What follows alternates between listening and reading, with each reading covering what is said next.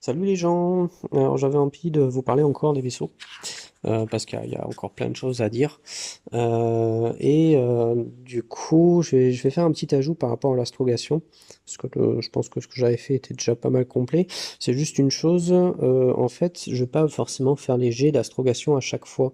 Je veux dire, quand vous avez les coordonnées de la planète, quand vous avez découvert les coordonnées de la planète, et que le personnage qui fait le jet d'astrogation, que ce soit un PJ ou un PNJ, hein, le fait de manière posée, voilà, il est pas en pleine bataille, c'est pas un départ à la va-vite, c'est voilà, il a le temps de faire ses calculs tranquillement avec tous les outils nécessaires, tout va bien.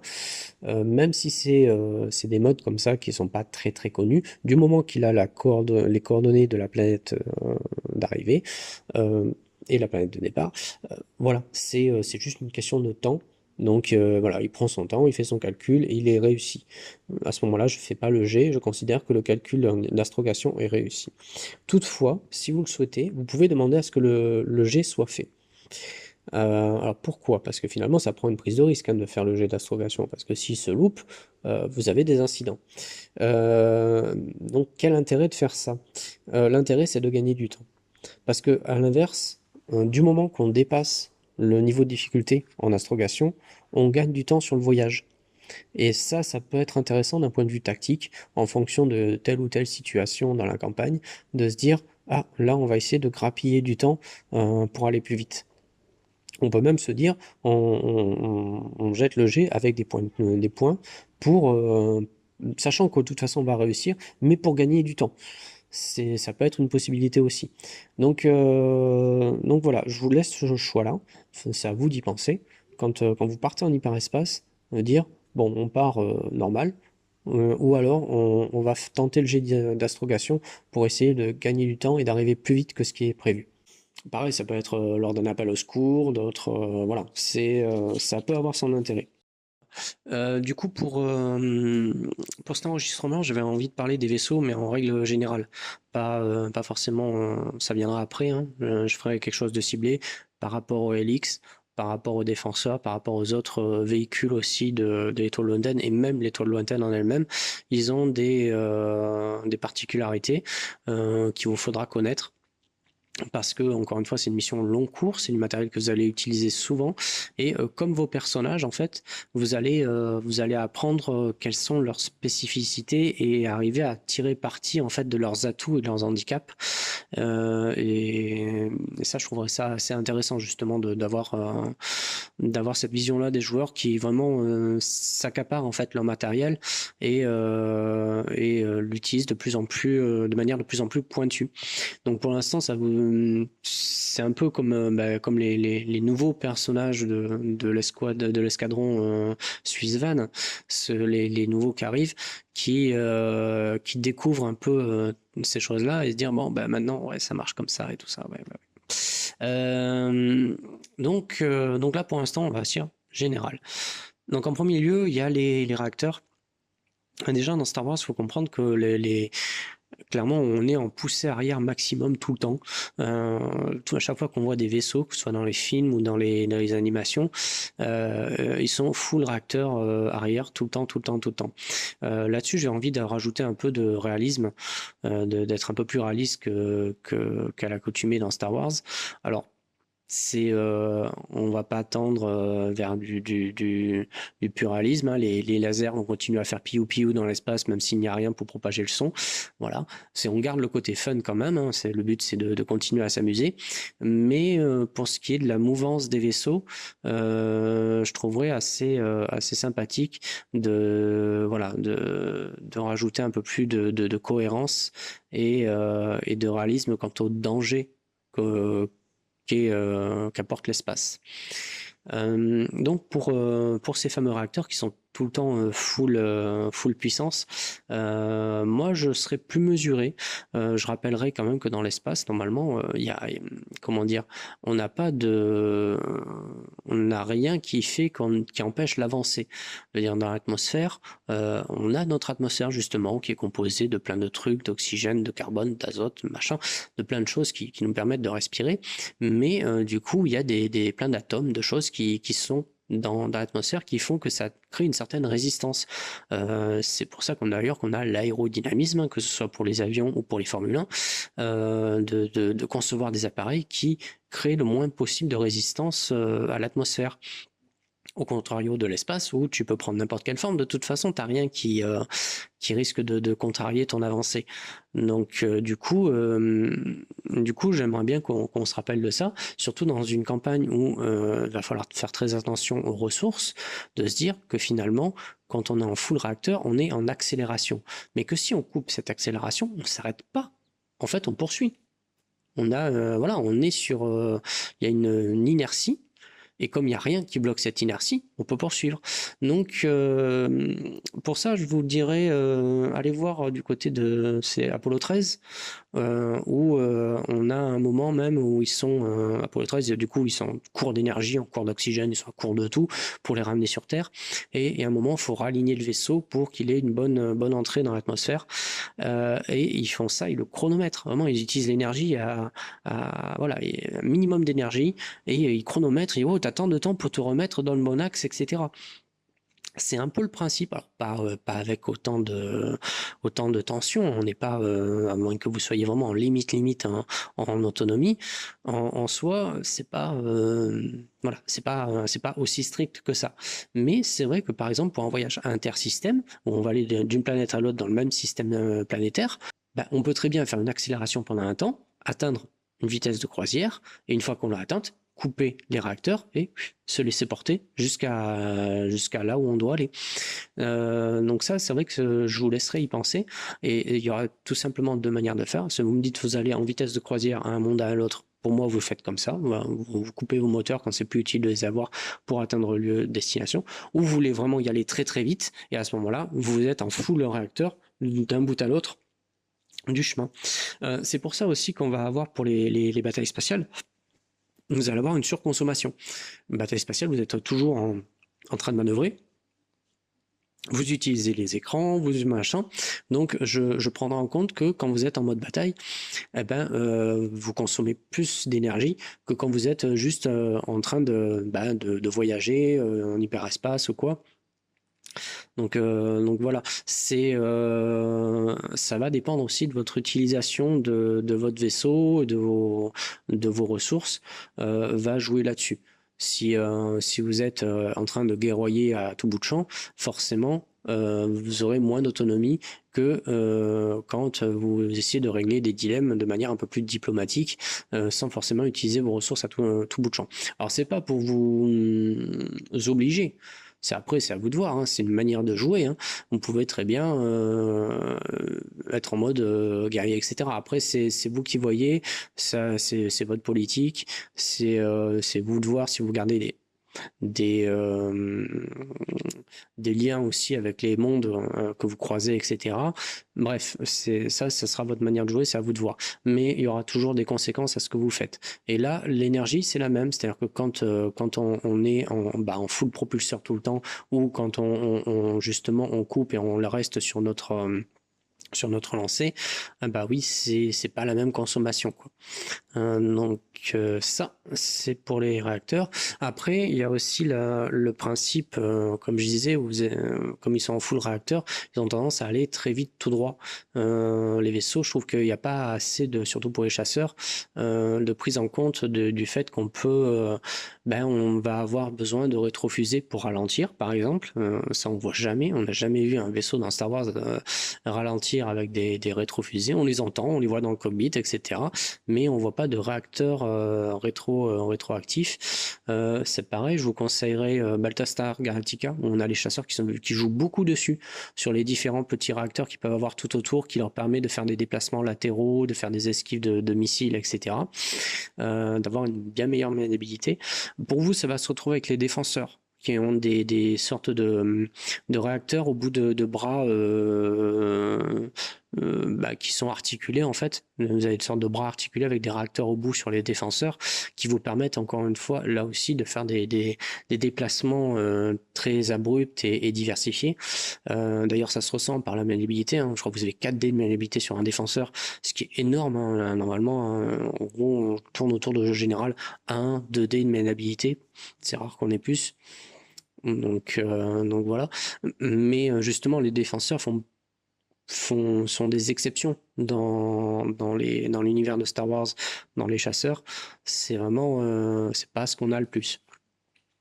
Donc c'est pareil, c'est quand vous faites vos batailles spatiales, c'est vrai que quand on voit les manœuvres, etc., on se retrouve plus en mode avion finalement, avec une propulsion et aller à droite, à gauche, etc., que en mode espace où on peut faire des déplacements latéraux, se baisser, faire du surplace, faire voilà, beaucoup moins. On est vraiment comme des avions où on propulse et on voit avec ça. Donc voilà, j'essaierai de mettre un peu plus de ça, un peu plus de réalisme spatial, sans que ce soit non plus, ça reste Star Wars, hein. Les blasters, les lasers, on continuera à faire piou dans l'espace, même s'il n'y a pas d'atmosphère pour propager le son, c'est pas grave. On garde le fun, hein. Le but c'est de garder le fun. On a ce que je vais avoir par contre aussi plus, c'est les dangers de l'espace. Le fait que vous avez quand même juste une coque de métal qui vous protège de l'espace. Voilà, ça sera beaucoup plus présent que ça ne l'est en général dans le space opera. Alors lié à ça, on a donc la maniabilité, j'en ai parlé un petit peu avec les rétroacteurs, etc. Pareil, c'est juste un rappel en fait. En tant que pilote professionnel, quand vous utilisez votre vaisseau de manière générale, ça fait partie des systèmes que vous alimentez direct et que vous utilisez directement. Il n'y a pas de... Voilà, je ne vais pas vous embêter avec ça. Par contre, si vous faites un décollage en urgence, effectivement, dans ces situations-là de stress, si vous ne me précisez pas tout, peut-être que la maniabilité ne sera pas activée. Donc là, c'est vraiment quand vous êtes en situation de stress, décollage en urgence. Un décollage en urgence, pour moi, vous partez avec le minimum pour décoller. C'est-à-dire vous avez alimenté les réacteurs et puis pfiou, on décolle. Faut tout me préciser, hein, fermeture des portes, etc. Parce que vous faites tout en même temps. Pendant que vous êtes en train de décoller, vous fermez les sas, vous pressurisez, vous mettez la maniabilité, s'il y a une bataille qui doit arriver, vous alimentez les tourelles, vous alimentez les canons, vous alimentez les ordinateurs de visée, etc. Je compte que vous faites tout dans l'urgence, donc c'est round par round. Du coup, voilà, c'est en même temps que vous pilotez, vous actionnez des trucs. Et du coup, c'est pas des actions gratuites. Alors je vais pas vous faire jeter des dés pour alimenter un truc, mais par contre, c'est des dés en moins pour piloter. Là-dessus, je vous redis, surtout pour les LX, vous avez les R2D2. Alors, je dis R2D2, mais c'est des R2, des R3, des machins. Je ferai le point là-dessus aussi sur les droïdes astromech que vous avez avec vous. Et sachant que vous aurez chacun, enfin les pilotes auront des droïdes dédiés. Mais ouais, je peux pas tout faire en même temps. Mais user et abuser des copilotes que vous avez, que ce soit les droïdes astromech ou sur les défenseurs, je crois que vous êtes à deux dessus, il y a un pilote, un copilote. User, abuser des copilotes que vous avez même sur les vaisseaux de transport, etc. Voilà, pensez que vous avez énormément de choses à gérer en même temps. Donc énormément de double, triple actions qui peuvent arriver. Donc user, abuser de ceux qui vous aident normalement à piloter. Donc après, on a la coque du vaisseau. Ça, encore une fois, ça se met... tous les vaisseaux ont une coque. Dans Star Wars, la coque, elle est simple, avec un code D, hein, comme pour les écrans, etc. Par contre, ce que vous ne savez peut-être pas, c'est que la coque, ça comprend deux choses. Ça comprend effectivement le bout de métal qui vous protège de l'espace, mais ça comprend aussi un deuxième écran qui n'est pas souvent précisé, mais vous avez une sorte de champ magnétique, électrostatique, électrique, je sais pas, mais il y a une sorte de champ qui recouvre toute la coque, qui est présent, qui lui est alimenté tout le temps. Et tout le temps alimenté, et cette protection comme ça qui est là, en fait, elle sert à dévier toutes les petites particules que vous pouvez croiser dans le vaisseau, tous les petits débris que vous croisez. C'est-à-dire que normalement, n'importe quel gravillon, en fait, selon la vitesse à laquelle il est propulsé, ça peut devenir une balle, hein, ça peut traverser votre habitacle, etc. Et donc, la coque en elle-même, si vous voulez, elle va pas dévier ça. Elle va se le prendre dans la gueule. Et ça peut même le percer. C'est pour ça qu'il y a ce sorte de champ protecteur qui est présent tout le temps, tout le temps, tout le temps, parce qu'on peut pas prédire quand est-ce qu'on va avoir une particule, un caillou, un truc, une vis qui est restée dans l'espace, qui a été propulsée et qu'on va se la prendre dans la gueule. Donc on a ce champ d'énergie comme ça qui recouvre tout le vaisseau, j'insiste bien, tout le vaisseau, c'est vraiment à quelques centimètres de la coque, c'est là. Alors ça se sent pas, hein, vous n'allez pas vous électrocuter en touchant votre vaisseau. Je précise, même à l'arrêt, c'est présent. C'est présent tout le temps. Voilà, c'est un système de sécurité encore une fois pour le moindre débris, la moindre chose qui pourrait agresser le vaisseau, même des quand vous passez des nuées gazeuses qui pourraient être acides, voilà, tout ça protège contre ça. Et ça se représente par la moitié de votre jet de coque. En fait, il faut savoir que votre coque, puisque le nombre de dés que vous avez à votre coque, ça comprend à la fois le bout de métal et à la fois ce champ d'énergie. Ce qui veut dire que si jamais vous perdez toute énergie, c'est-à-dire vous n'avez plus du tout d'énergie dans le vaisseau, vous n'avez plus cette protection-là. Donc votre jet de coque est réduit de moitié. De même, si par cas, en termes de combat, encore une fois, je vais varier les types de dégâts qu'on peut avoir, si par cas, ça se retrouve bousillé, vous perdez la moitié de votre jet de coque. C'est voilà, plutôt que d'avoir des dégâts de coque, on pourrait dire c'est ce champ d'énergie qui s'est arrêté. Donc c'est pareil, je vais essayer de diversifier. Je l'ai pas dit pour les réacteurs, mais c'est pareil, hein, il y a des dégâts sur les réacteurs, etc. Normalement, vous perdez de la vitesse et tout ça, mais il faudra les réparer, il faudra tout ça. Et c'est vrai que je vais essayer à chaque fois d'être de plus en plus précis sur le type de dégâts, sur les choses qui peuvent arriver et tout ça. Et encore une fois, je ne vais pas faire ça d'un coup, d'un seul. Parce que ce soit pour moi ou pour vous, ça va être compliqué à gérer si on fait ça tout le temps. Mais voilà, je tenais à vous le dire parce que ça, cet écran de coque qui est compris dans le jet de coque, c'est pas explicite dans les règles. C'est vraiment pas explicite et pourtant ça a son importance.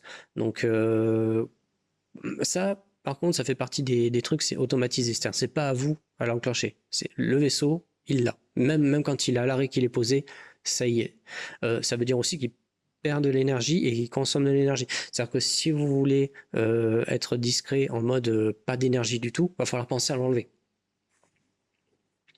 C'est voilà, si vous êtes recherché au radar, etc., que vous voulez couper toute source d'énergie, il faudra penser à le couper complètement.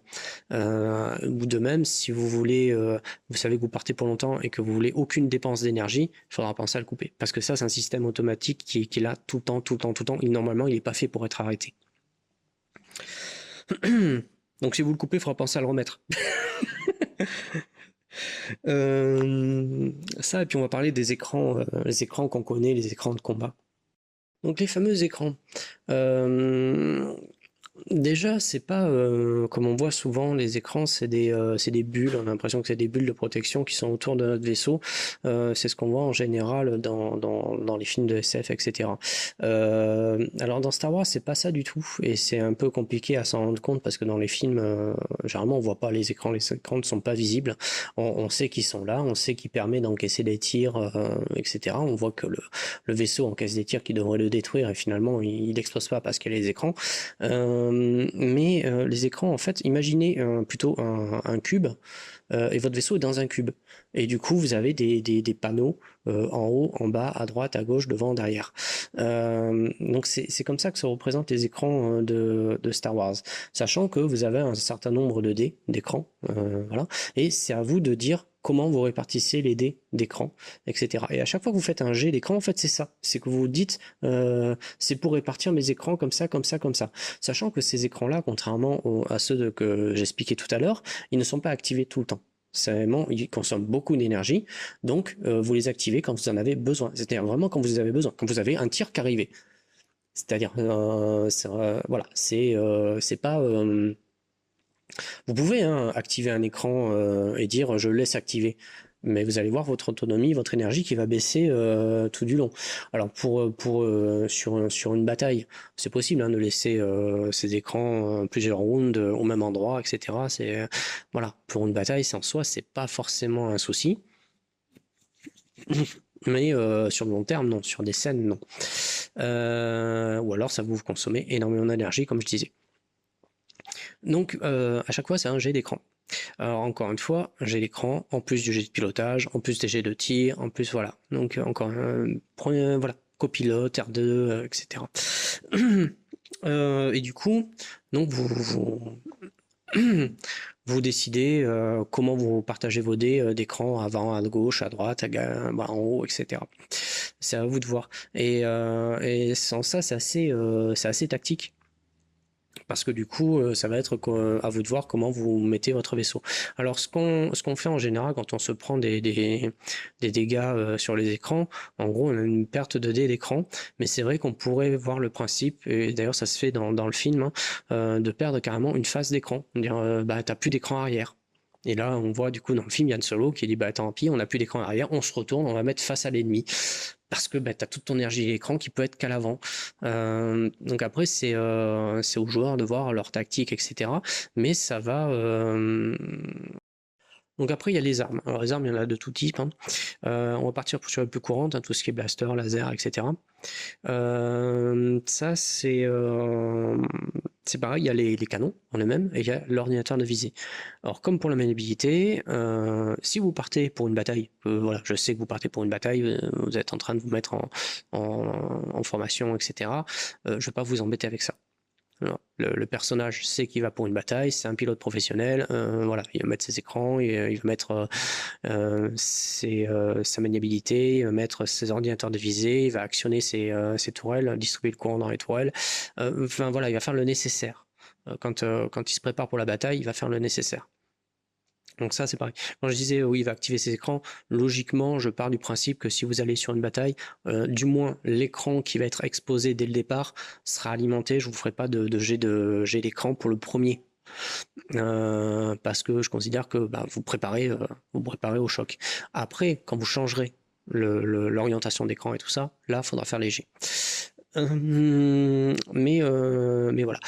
Par contre, si on vous prend par surprise ou quoi, ça sera la même chose. Il faudra alimenter les canons, il faudra alimenter les ordinateurs de visée, et tout ça, il faudra le faire tout en pilotant, etc. Donc ça veut dire que c'est des actions, même si elles sont gratuites, vous ne lancerez pas de dés pour actionner les tourelles, pour actionner pour mettre en route les ordinateurs de visée, c'est un bouton, vous savez quel bouton c'est. Je vais pas vous faire lancer de dés. Mais par contre, ça sera une action supplémentaire. Ça veut dire que ça fera un dé en moins pour le pilotage, pour les autres choses que vous faites. Ensuite, si ce qu'on n'a pas fait jusqu'à présent, et je pense que c'est un peu ma faute parce que j'avais bien insisté sur les cadences de tir pour les armes blaster, les armes personnelles. Il n'y en a pas pour les canons de vaisseau. Bon, mis à part bien sûr tout ce qui est les grosses armes, hein, missiles, etc., ou des armes puissantes, mais pour ce qui est des lasers, canons laser, canons blaster, etc., pour les armes communes, on va dire, les armes de premier tir, il n'y a pas de cadence de tir. Donc ça c'est pour ça aurait pu vous servir, hein, pour les méduses. Donc autant pour moi, je m'excuse. Mais il n'y a pas de cadence de tir pour ces vaisseaux-là, donc je vous faisais tirer un laser par un laser, alors que non, ces armes-là n'ont pas de cadence de tir. Mais par contre, c'est des actions supplémentaires. Ça veut dire que autant de fois vous tirez, autant de fois c'est une action supplémentaire, donc des dés enlevés. Mais bon, on le saura pour les prochaines fois. Tout ce qui est blaster, laser, etc. Donc c'est pour ça, hein, vous mettez pas martel en tête, hein, si vous n'arrivez pas à tout retenir. Voilà, même le maître du jeu, c'est leur de zapper un truc, hein. En tout cas pour les blasters et lasers, sachez-le, vous pouvez faire autant d'actions que vous pouvez faire autant de tirs que vous voulez. De toute façon, ça prend sur l'énergie du vaisseau et c'est sur vos actions, c'est sur vos dés d'action. Donc après, c'est à vous de voir qu'est-ce que vous privilégiez. Ce qui est assez sympa, c'est que du coup, ça c'est à vous de voir par rapport à votre personnage, comment vous allez faire vos actions. Est-ce que vous allez faire plus de pilotage pour éviter les tirs parce que vous êtes meilleur en pilotage, ou est-ce que vous allez faire plus d'écran de vaisseau parce que vous êtes meilleur là-dessus, pour à chaque fois positionner les écrans d'une manière qui va absorber les tirs. Ça peut être mixé. Ça peut être, j'ai trois ennemis qui me tirent dessus. Il y en a deux que je vais faire des manœuvres et le troisième où je vais encaisser avec les écrans. C'est voilà, d'un point de vue tactique, je trouve ça très très riche, mais c'est vrai que du coup, ça fait des rounds très très compliqués voilà, c'est du tactique, c'est du tactique. Après, on aime ou on n'aime pas, hein, je verrai. Moi, j'aime beaucoup, mais c'est vrai que c'est à voir aussi avec vos joueurs. Hein, il faut qu'ils s'éclatent aussi. Hein. De toute façon, c'est tous les jeux de rôle le mettent. Hein. C'est les règles, vous les jaugez en fonction de comment vous aimez jouer. Enfin, concernant les armes, on a tout ce qui est torpille et missiles. Donc c'est pas infini, c'est pas infini. J'avais déjà commencé à le dire à mes joueurs. Du coup, pour l'instant, je l'ai pas encore quantifié. Je vais le faire là sous peu.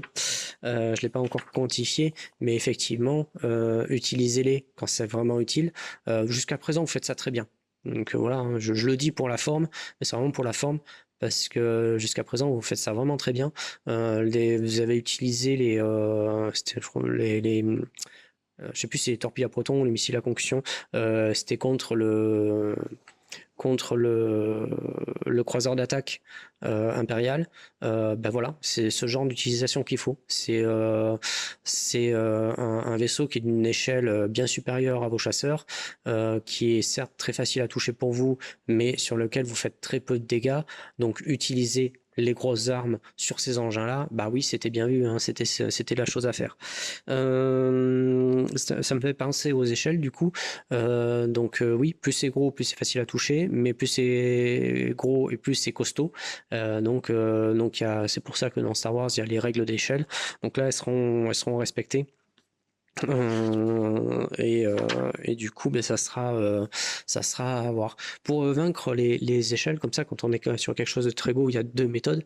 Soit avoir une arme très puissante, donc ce que vous avez utilisé, soit faire des attaques très ciblées. C'est-à-dire qu'à défaut, on peut chercher un point faible, hein, c'est le principe de l'étoile de la mort. On cherche le point faible qu'on va pouvoir bousiller pour faire du dégât au vaisseau. Alors, ce ne sera pas forcément un point mortel hein, à chaque fois. Hein. L'étoile de la mort est un cas exceptionnel. Surtout qu'ils ont fait 2 fois l'erreur, c'est con. Mais par exemple, vous pourrez bousiller peut-être les écrans, peut-être un réacteur. Enfin, c'est ce que vous avez fait finalement. Vous avez pété... vous avez endommagé un des réacteurs du vaisseau.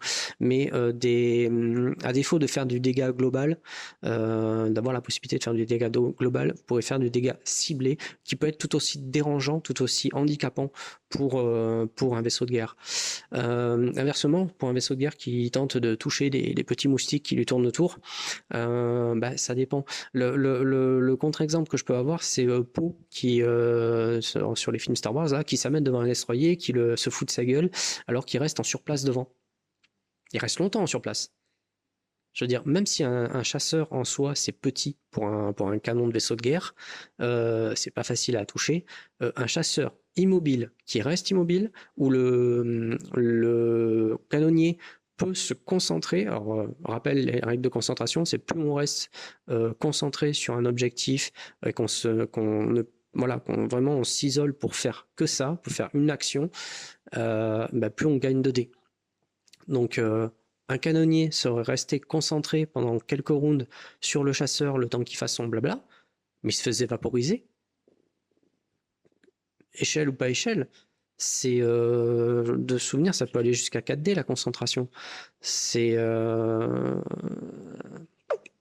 bon canonnier qui serait concentré pendant qu'il faisait son speech, vaporiser le pot. Donc l'échelle apporte des malus, mais ne rend pas la chose impossible. Enfin, on peut réparer, améliorer son vaisseau grâce aux pièces détachées. Donc vous avez un stock de pièces détachées. Hein. Ça, par contre, je l'ai essayé, je l'ai comptabilisé, etc. Stock de pièces détachées, bon, qui est diversifié. Hein. J'ai pas comptabilisé chaque type de pièce, etc. C'est pareil, quand vous tomberez en rade de pièces détachées, on va dire que c'est un type de pièces détachées qui vous manquera et qu'il faudra chercher, histoire de diversifier les missions en conséquence. Mais c'est les mêmes pièces détachées qui servent à améliorer et à réparer. Donc c'est pareil, pièces détachées, j'ai tout mis ensemble. C'est-à-dire c'est les pièces détachées qui servent à la fois pour les toiles lointaines, pour les chasseurs, pour les véhicules, etc. Parce qu'encore une fois, on va pas, voilà, on va pas tomber dans des calculs de banque. Voilà, ça reste un jeu, mais voilà, c'est à prendre en compte. Quand vous améliorez vos vaisseaux, c'est vous piochez dans les pièces détachées, donc pas trop le faire non plus pour pas vous retrouver sans pièces détachées si jamais vous avez des dégâts et inversement. Donc voilà, ça sera à vous de gérer ça. Donc encore une fois, quand je dis gérer, c'est juste que moi je garde le compte et je vous indique quand vous êtes à la moitié et puis quand vous êtes que ça commence vraiment à être à devenir préoccupant. Donc pourquoi je fais ça? Parce que pour que vous ayez la possibilité, quand ça arrive à la moitié, de commencer à vous dire, voyons voir, quand est-ce qu'il y a une planète qui est pas encore trop loin, est-ce que voilà, de gérer votre parcours en fait, pas vous mettre au pied du mur au dernier moment, dire ah il manque ça, ah merde. Donc voilà, vous n'êtes pas stupide non plus. Je compte le fait que vos personnages tiennent les comptes de tout ce qu'il y a, et donc en général, oui, ça va être à la moitié. Je vais vous dire bon, vous êtes à la moitié de ça, voilà, vous le savez. Et je pense qu'arriver au dernier quart, vous dire bon là ça commence à devenir préoccupant, va falloir y penser les gars. Voilà. Et puis après, je vous dirais, là, vous n'y avez pas pensé, c'est mort. Il n'y en a plus. Alarme! Alarme! Oui, parce que quand vous tombez à zéro d'un truc, c'est quand même très, très problématique. Si vous n'avez plus de pièces détachées, c'est-à-dire que le moindre dégât est permanent. Tant que vous ne pouvez pas réparer. Ou alors que vous allez réparer au détriment d'autre chose. Parce que vous allez bricoler ou cannibaliser un autre système pour en réparer un autre. Donc, voilà. Je pense avoir fait le tour pour ce qui est de global pour les vaisseaux. Comme je disais, j'y reviendrai spécifiquement après pour chaque matériel, chaque chasseur, même les toiles lointaines et les différents transports pour que vraiment vous ayez comme vos personnages, que vous accapariez l'équipement que vous avez. De même, chaque pièce d'équipement et tout ça. Enfin voilà, il y a plein d'audio à venir, quoi. Voilà, voilà. Allez, sur ce, ciao, ciao.